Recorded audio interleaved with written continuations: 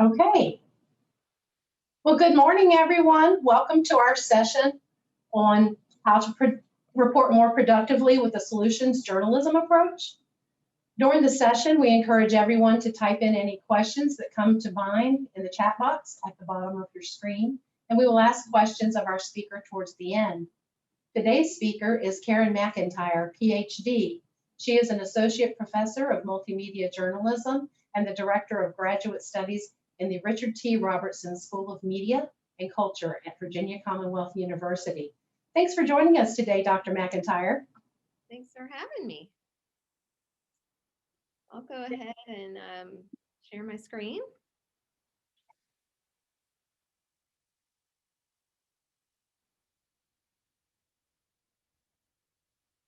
All right. So thank you again. It's just a real pleasure to be here and to chat with all of you today. So and thank you for the introduction.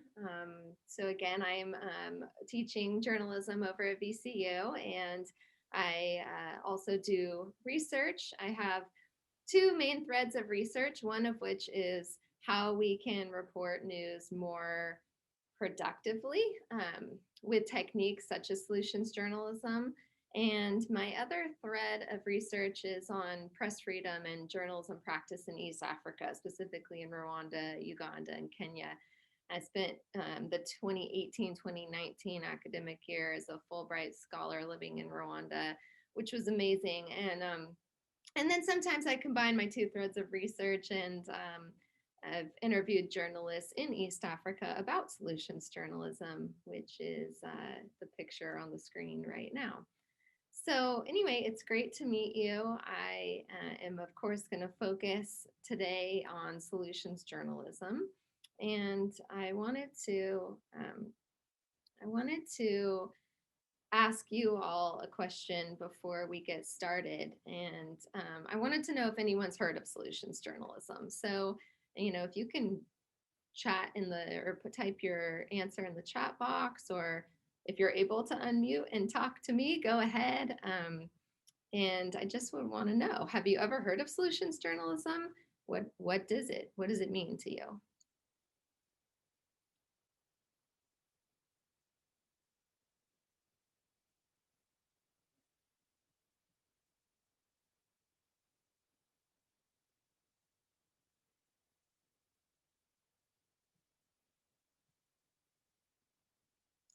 Deanna, I can't see the chat box, right? Or can I?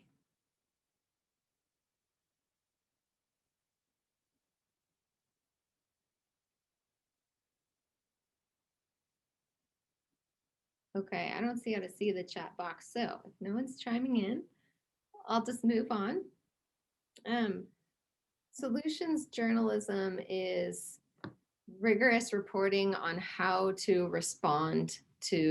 how people are responding to social problems. I wanted to just play a quick video. It's just 1.5 minutes. That's an explainer intro video to solutions journalism. So I'm going to go ahead and play that now. To innovate and change, people need to know two things: what's broken and how it can be fixed. The media does a good job covering the first half. In fact, most hard news today is about problems and crises. That kind of reporting is essential. But we believe it's time for journalists to get used to covering the other half of the story.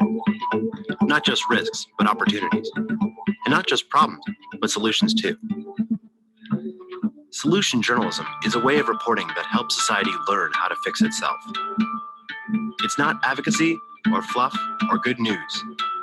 It's forward-looking, serious, and critical. It's about powerful narratives and innovative ideas. About stories that investigate the question, who is solving what and how. Today, citizens around the world have more power than in the past, and millions are trying to advance new kinds of solutions to major social problems. Some won't work, and some will. Some have failed, and some have met with surprising success. And yet, most of these stories are hidden. We need to hear about them from credible, thoughtful journalists every day. Providing people with information they need to build a better world is the core function of journalism. The world has changed, so it's time for the news media to broaden its role, to provide society with all the news it needs to self-correct. It's the news that the world needs today, more than ever.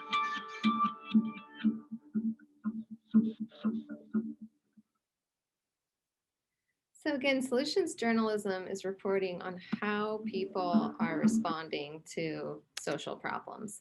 And that video was created by the Solutions Journalism Network, which is a nonprofit organization that promotes solutions journalism based in the US. And the Solutions Journalism Network has really actually played an instrumental role in the growth of solutions journalism over the last, really more in the last 5 years or so.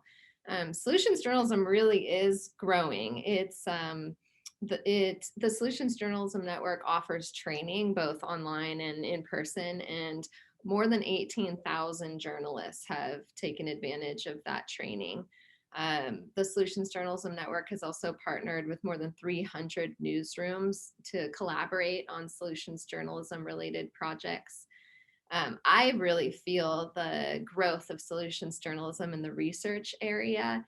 I'm actually working on a study right now looking at all the research that has been done on solutions journalism. And so I can tell you with confidence, there have been 73 academic research articles published in the last 5 years on solutions journalism, which is up from 0. Before that, this wasn't a term that was being used in research. And there have been authors from more than 20 countries writing these research papers about solutions journalism. So this is really a global movement.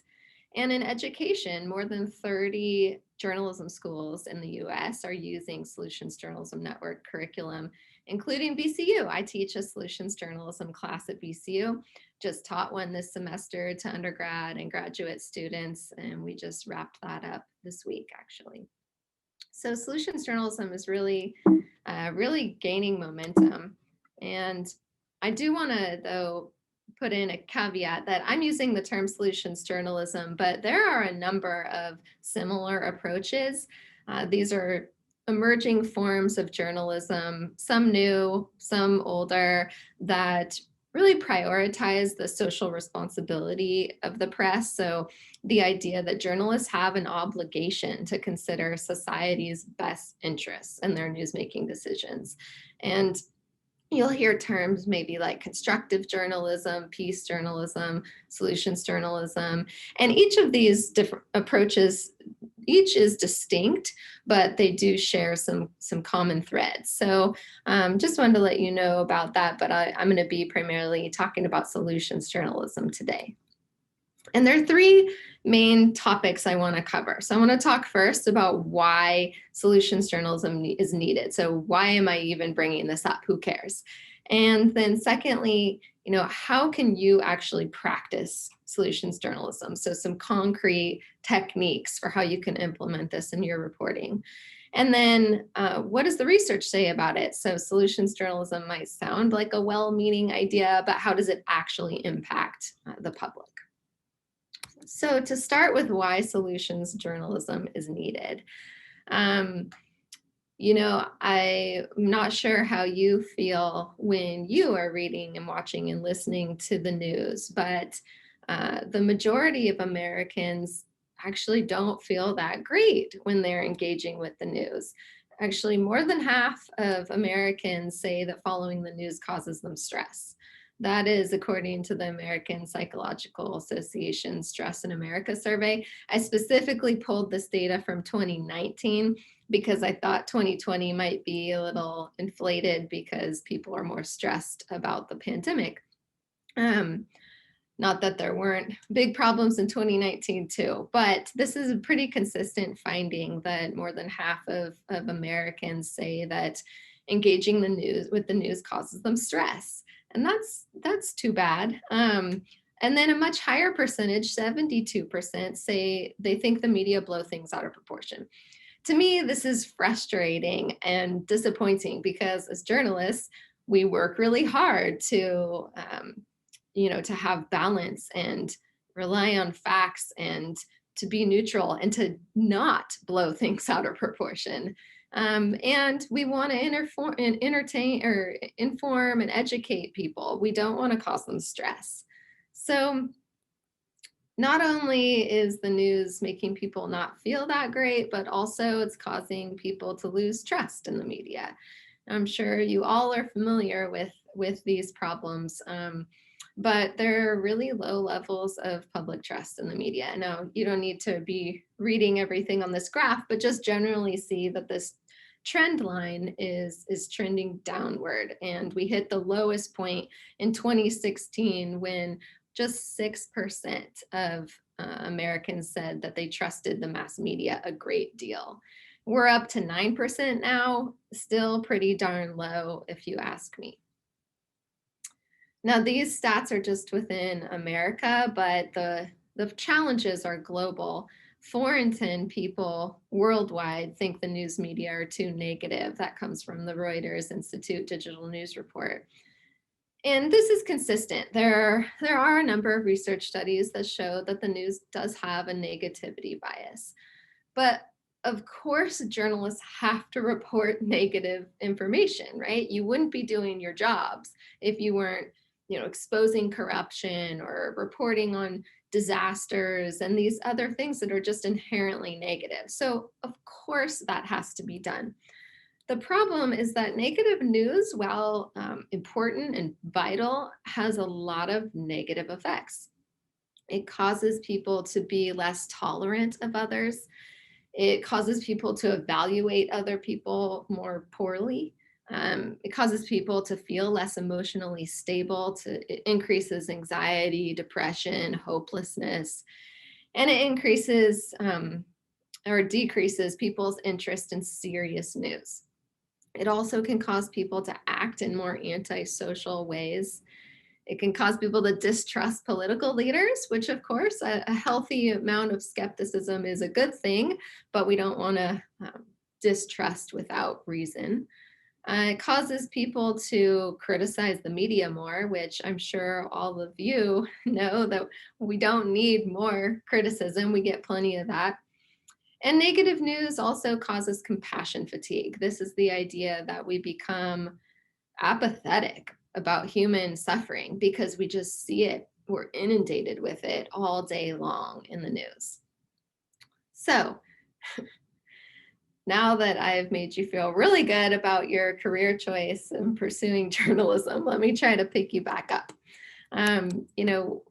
These are challenges, and there are always going to be challenges. But what can journalists like you do about it? Well, there are some techniques that you can use to help alleviate some of these struggles. And so that's where I think solutions journalism comes into play. So again, solutions journalism is reporting on how people are responding to problems. So a lot of news stories focus on a problem itself and kind of stop there. Solutions journalism is proposing that journalists take it one step forward and ask themselves, well, what are people doing about this problem? And then make that the focus of the story. So how can you practice solutions journalism? There are a number of ways to be more constructive in reporting. I'm going to talk about 3 areas where you can be more solution oriented. So the first is in developing your story ideas and deciding what you even think is newsworthy to begin with. The second area is when you're actually writing your story, your story structure, the different aspects of the story that you can be sure to include that make your story more solution oriented. And then the last one is interview questions, different types of interview questions that spur more productive responses that are a little bit different and make your sources react in different ways than what is typical. So starting with your story ideas, solutions journalism suggests that you investigate what has worked just as rigorously and relentlessly as what hasn't worked. So when we are taught when we learn how to practice journalism, and in all the journalism 101 textbooks, negativity is a news value often. Sometimes it just straight up says bad news is newsworthy. And that's true, but it's not the only thing that's newsworthy. So solutions journalism calls on people to bring more balance to what is considered newsworthy, to think of stories about productivity and growth and development and collaboration, to judge those as just as newsworthy as stories about corruption and disaster and conflict. So a way we can do this, of course, is by finding out how people are responding to problems and then covering that instead of just focusing on the problem itself. So it's really kind of flipping the frame and taking that extra step and making the focus of the story about the response. So I think some examples are probably the best way to show this. So here's one example, what Germany teaches the world in a crisis. This was a story by the Financial Times about how Germany handled the COVID-19 pandemic and some things that they did that worked, that other countries could learn from and employ those techniques. And this was a very thorough, well-reported story. It's not by any means fluff or positive news. This is rigorous, important journalism, but it's focusing on what went right, on a response that worked, on progress, rather than just focusing on the problem. And it's can be more interesting to readers because it's usually a solutions approach is a different angle. So we've all heard those stories. We've all read the same old stories about persistent problems in our communities. For example, we've all read a story about the problem of homelessness in our community, right? But we haven't all seen the story about that one community that eradicated homelessness.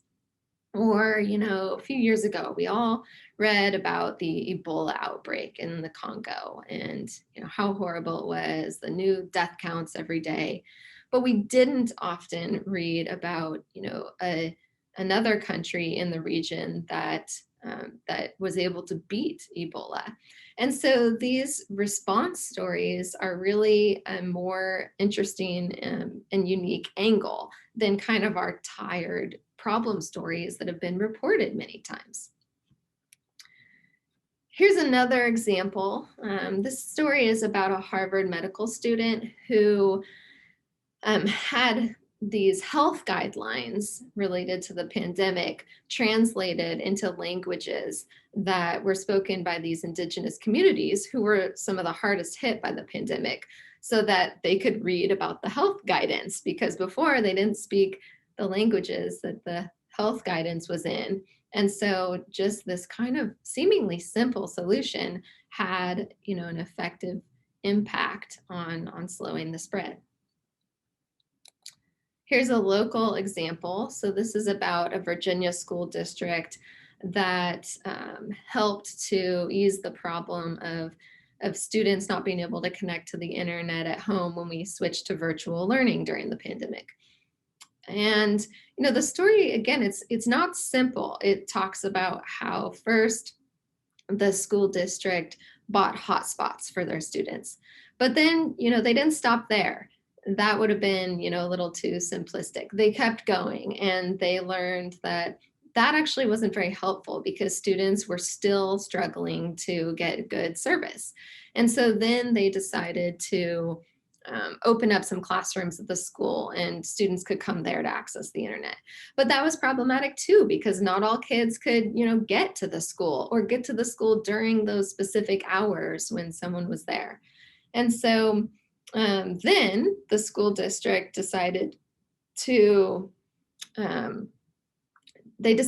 get boosters.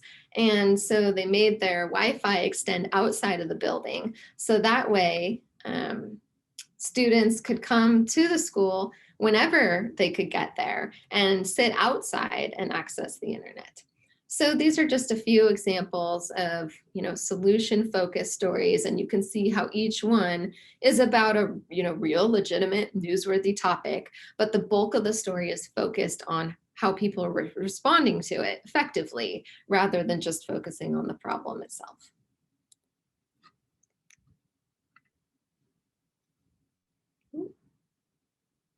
Oops, didn't mean to go to the story there.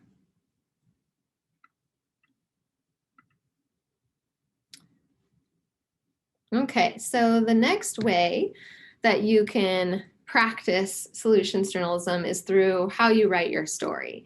So specifically, there are 4 aspects of a solutions journalism story that makes it a solutions journalism story. So the first is that the story should be about a response to a problem. So the story should not just feature an individual who did a good deed, for example.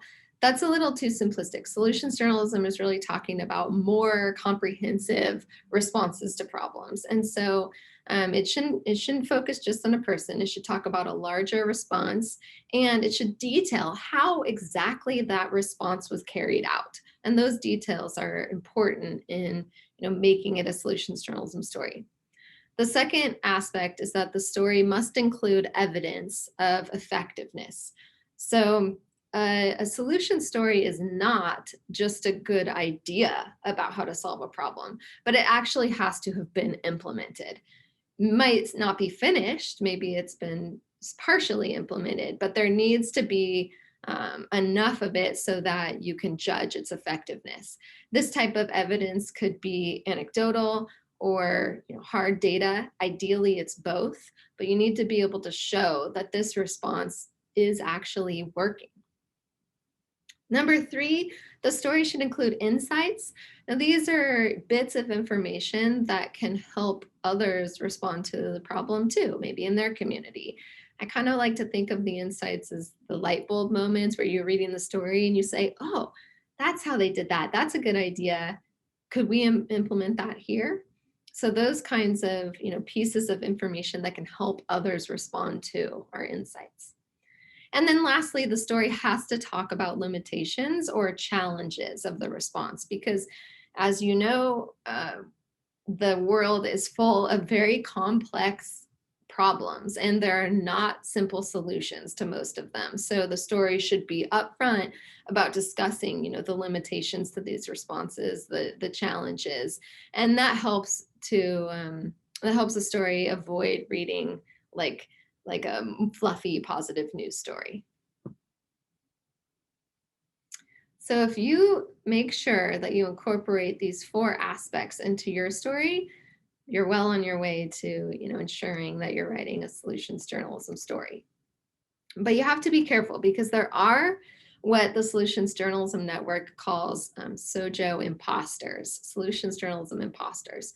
So these are these stories that might on their face kind of look like solutions journalism, but they're not. So you got to be careful. The first one is hero worship.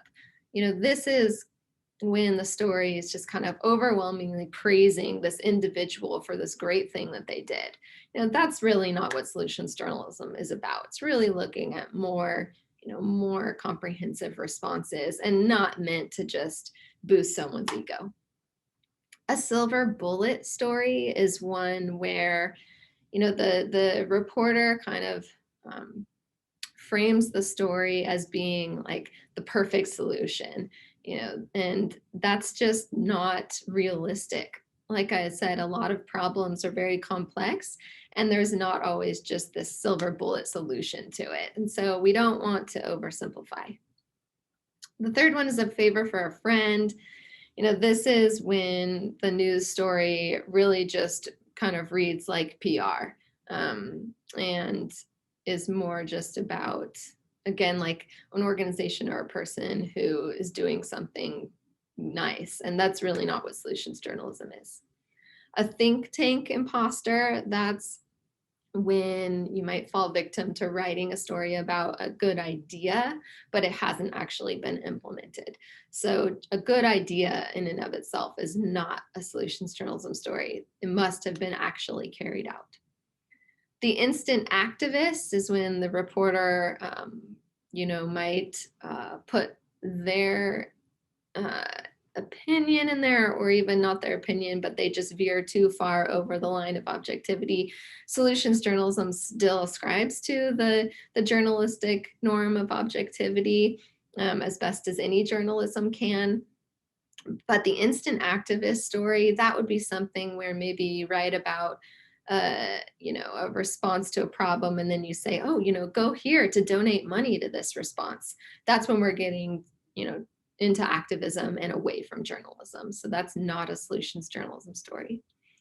The afterthought, this is pretty common. This is a news story that talks all about the problem.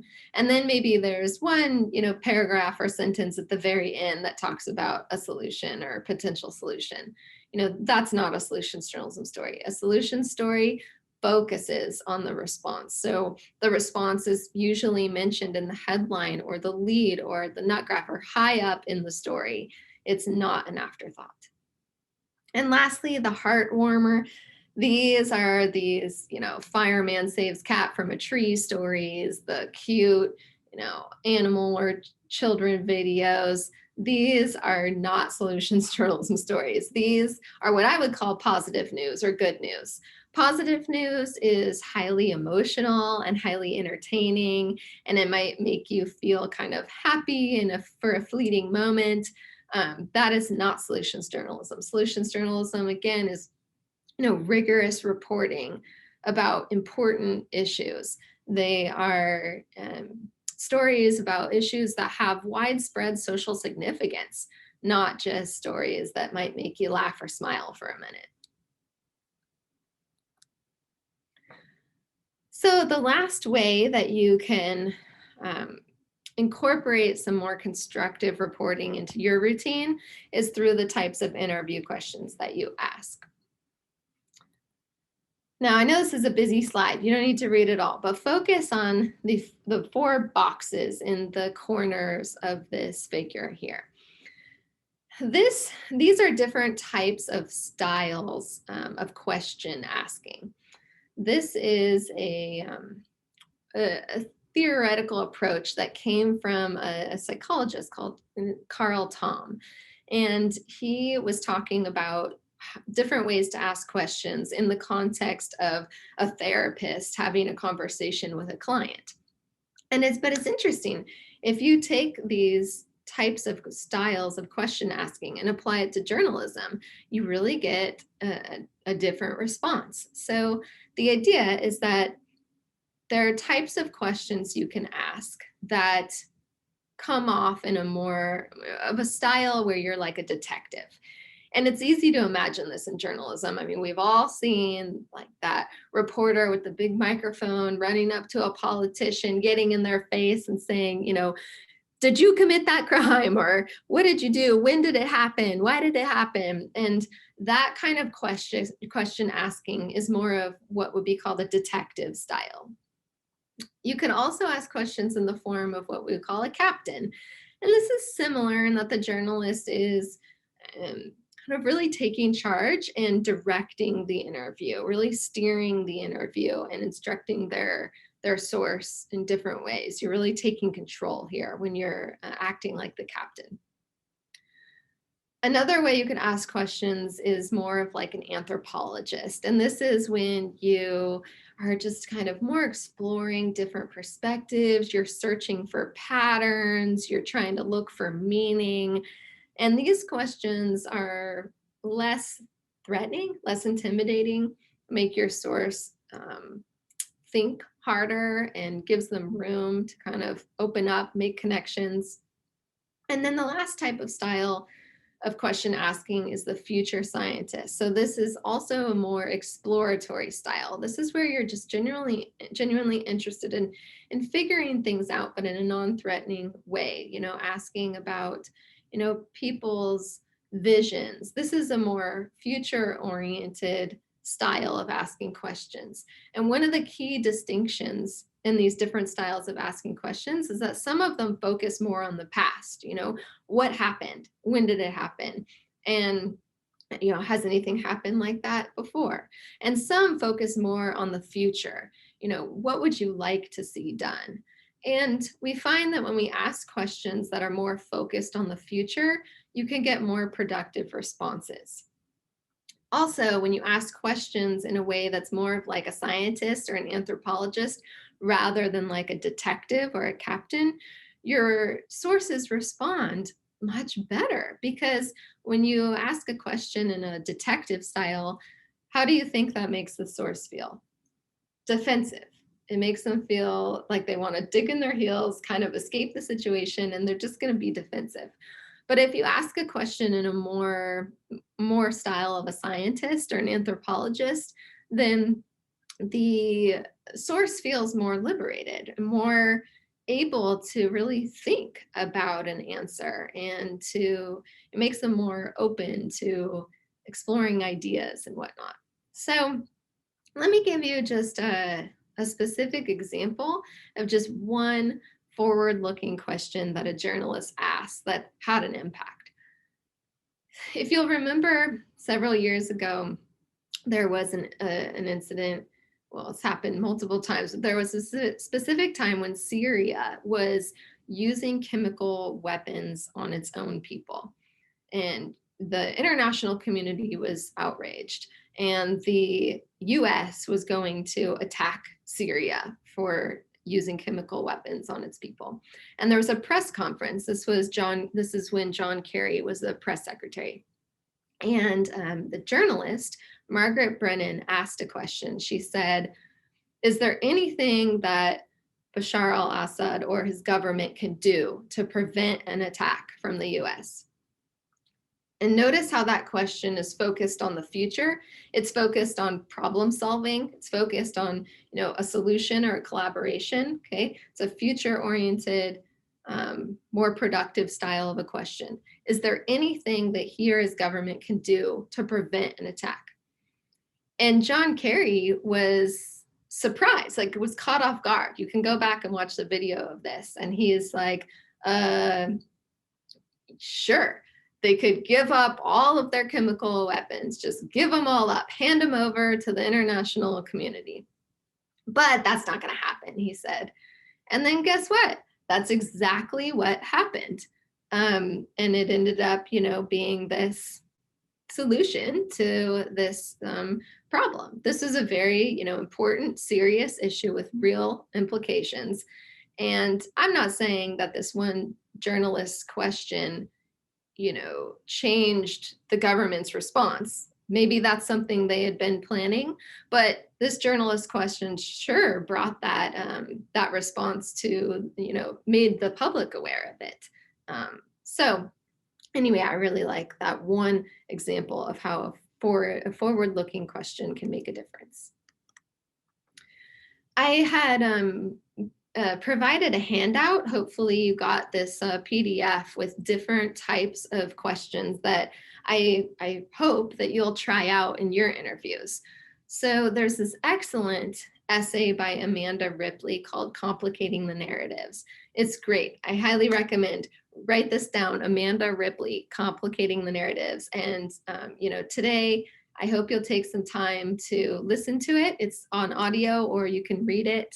And basically, Amanda Ripley talks about how journalists are originally taught to kind of simplify things to make it easier for the public to understand. But unfortunately, that oftentimes results in this kind of false dichotomy of like a he said, she said, or this side versus that side, which isn't always accurate. Often the truth is much more complex than that.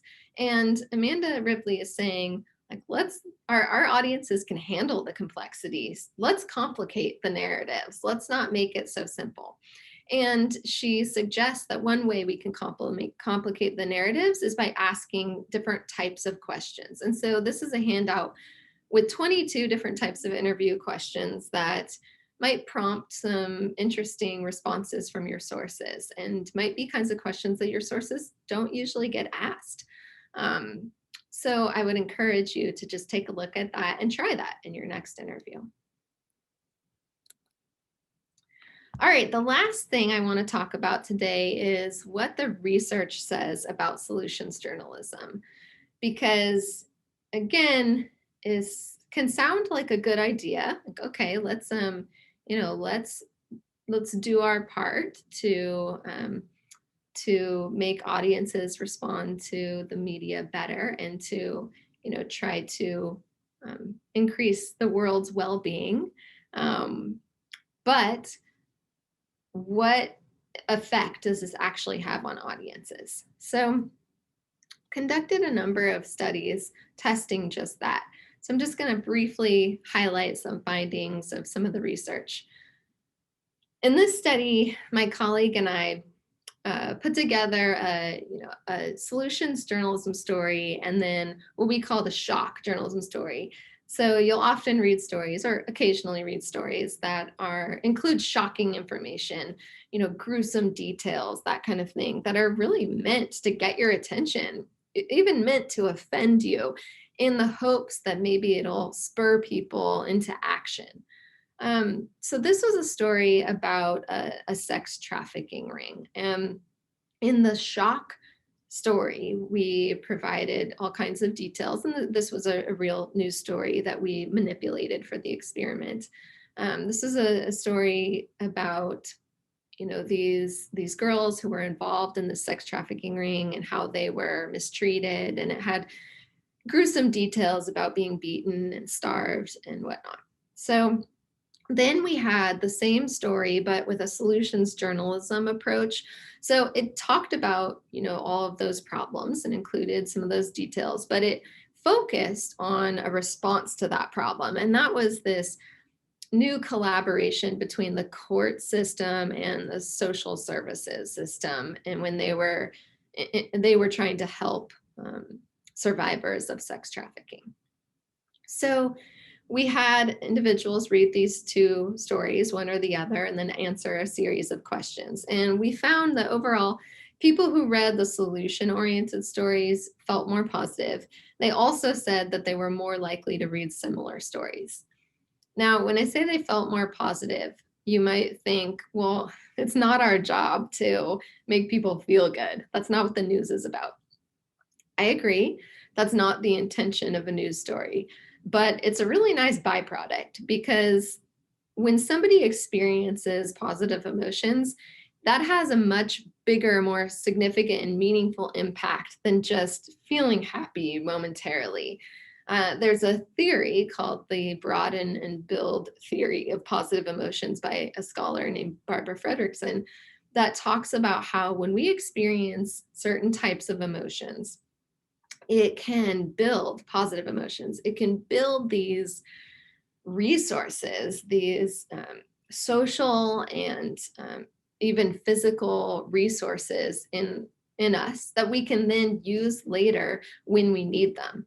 It's kind of like building this like protective layer that can help us later when we need to combat negative emotions. So feeling positive is actually a good thing.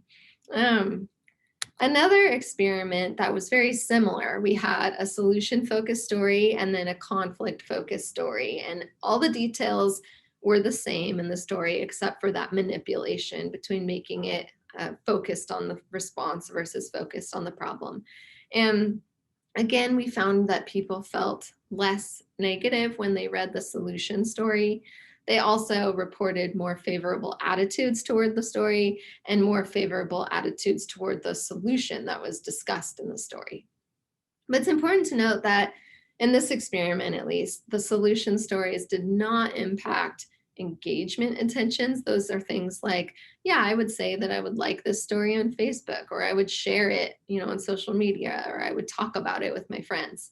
And it did not impact people's actual behavior. So people weren't more likely to say, that they would donate to a cause, for example, which is understandable because it's hard to, have just a single news story that can get somebody to change their behavior. But some positive effects.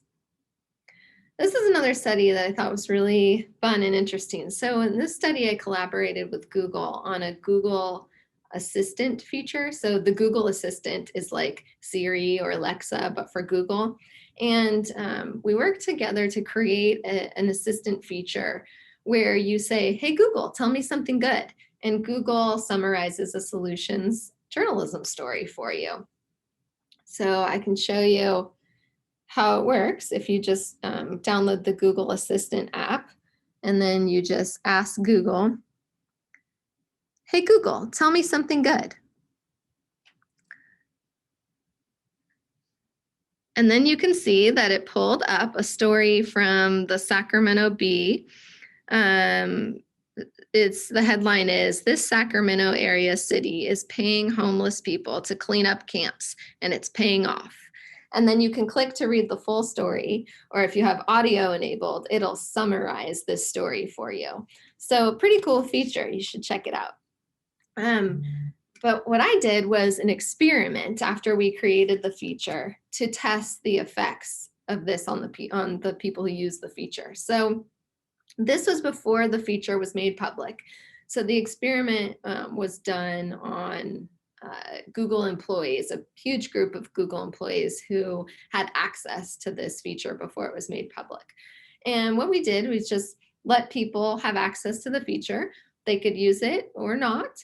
And then after a couple of weeks of having access to the feature, we asked them a series of questions.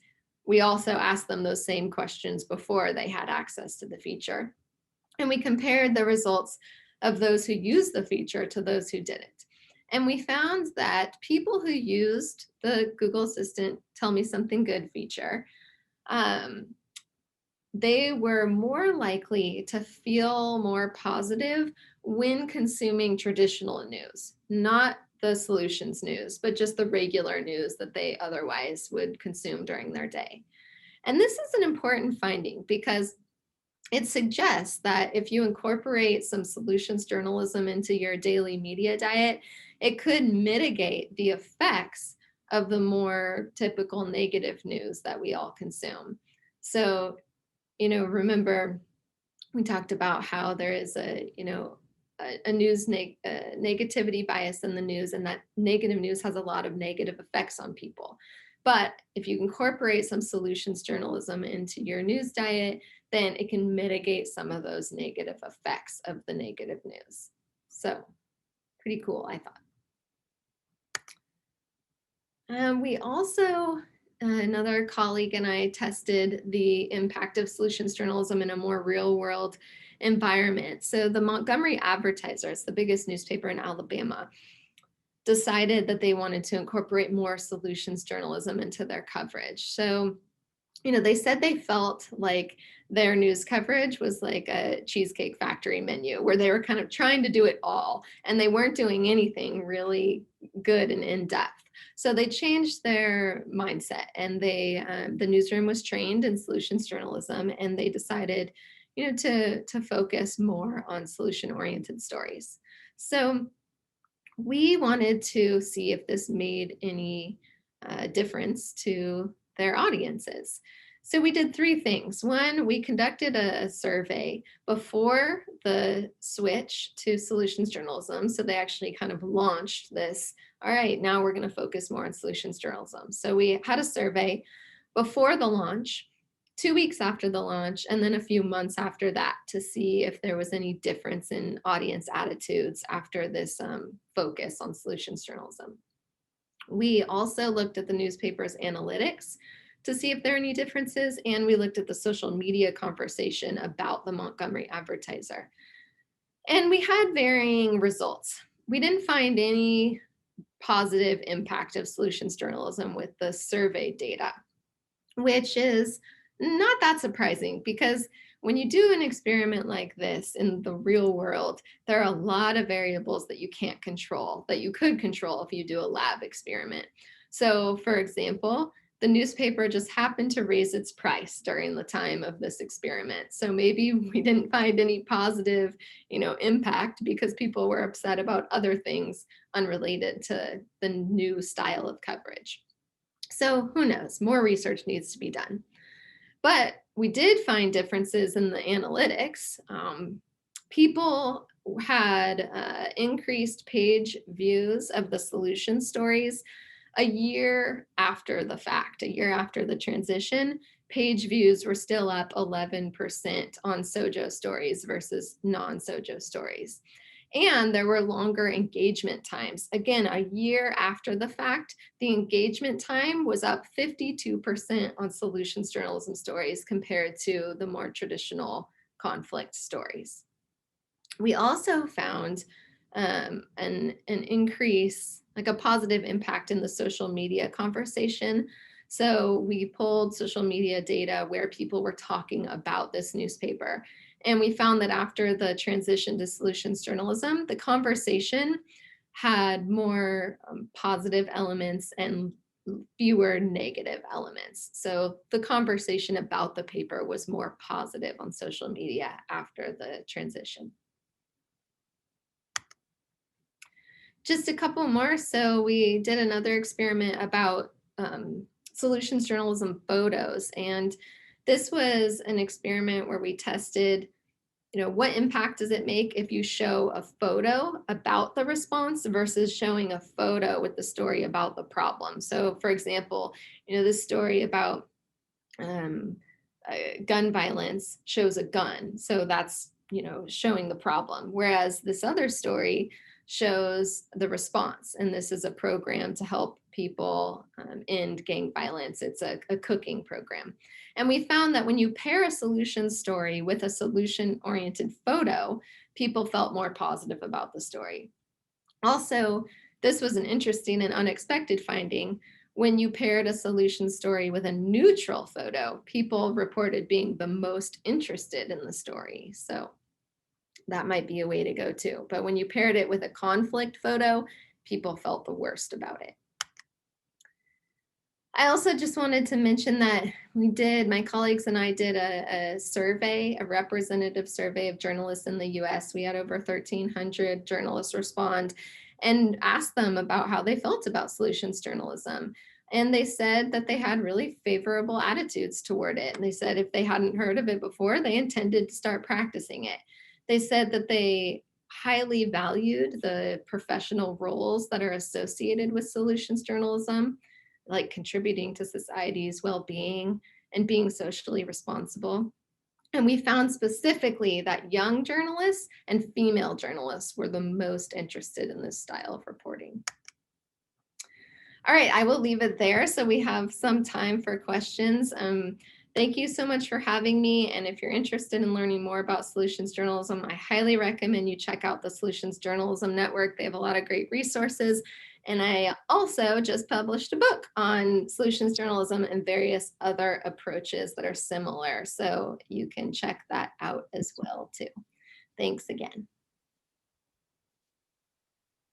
Karen, thank you so much. What a great session. I learned a lot of new things, and I'm definitely going to try the Google app, Tell Me Something Good. I hadn't heard of that before. It doesn't appear that we have any questions. Maybe we'll give them another minute. I could ask a question.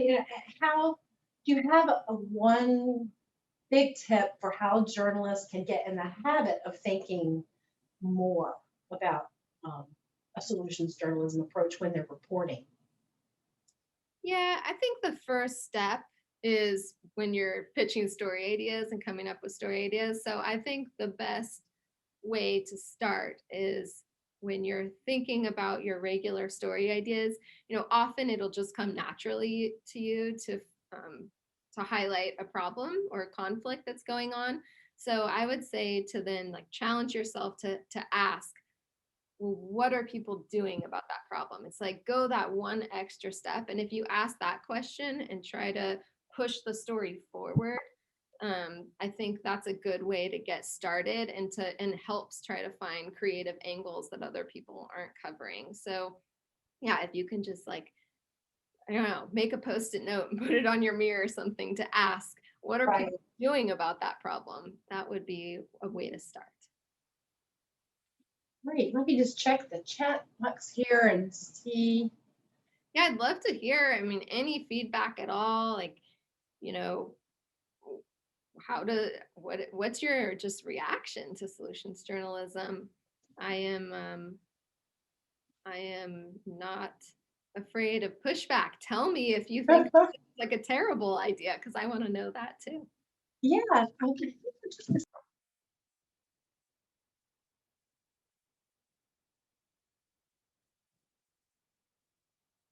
I lost your, oh, you're muted now. Sorry, we were checking. I know somebody had a question, but it's not showing up in the chat. Um,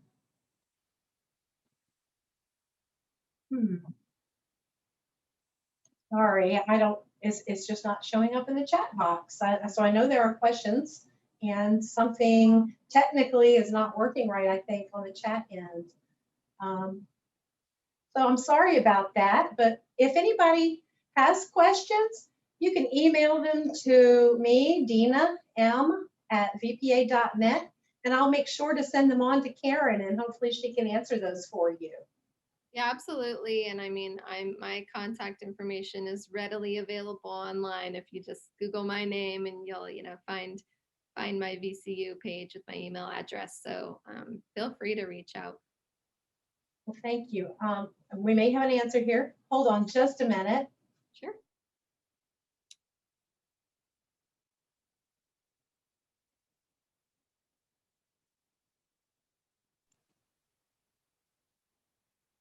Okay, we do have a question.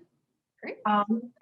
As a freelance journalist, should I change my approach to pitching story ideas to newspaper and magazine editors? Are they going to recognize the solutions approach and respond favorably?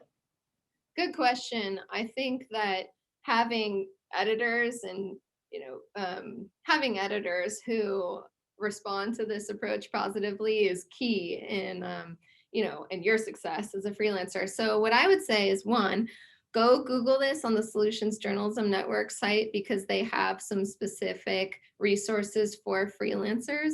And I would say also and they have even a specific section on pitching a solution story to, a news outlet. And so check that out. That's in their Solutions Journalism Network toolkit. If you go to their website, you'll see their toolkit, and then there's a section on pitching.